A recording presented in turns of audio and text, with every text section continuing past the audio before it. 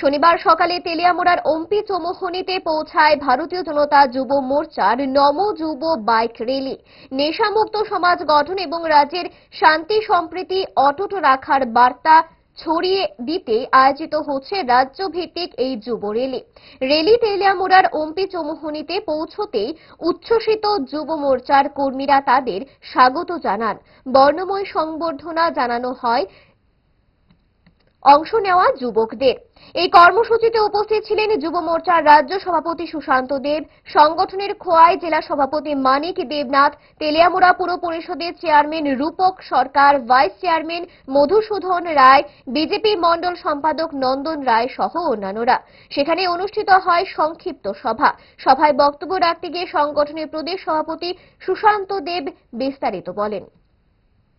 আপনাদের এই অভ্যর্থনা আমাদেরকে আরো বেশি করে অনুপ্রেরণা যোগাবে, আমাদেরকে আরো বেশি করে শক্তি যোগাবে। আমরা চাইছি এই রাজ্যের প্রত্যেকটা অংশের যুবক যুবতী ভাই বোনদেরকে এক সূত্রে বেঁধে আমাদের রাজ্য সরকারের, রাজ্যের মুখ্যমন্ত্রীর যে স্বপ্ন এক ত্রিপুরা শ্রেষ্ঠ ত্রিপুরা, আমরা সবাই মিলে আমাদের রাজ্যকে শ্রেষ্ঠ ত্রিপুরায় পরিণত করব।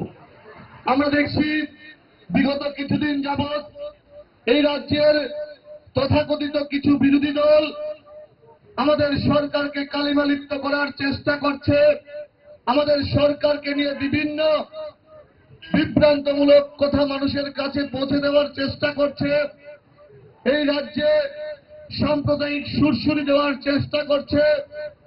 আমি প্রত্যেকটা যুব মোর্চার ভাইকে অনুরোধ করব, আমাদেরকে এক কট্টা হয়ে এই ষড়যন্ত্রকারীদের বিরুদ্ধে লড়াই করতে হবে এবং এই ষড়যন্ত্রকারীদের মুখে ছানা গছে দিতে হবে। ইচ্ছে করে ডায়েটটা ভুলে রোলটা ফুচকাটা খেতে, কিন্তু মনে রাখতে হবে 5 দশক ধরে গ্যাস অম্বল ও পেটের সমস্যার একমাত্র সমাধান গ্যাস নল।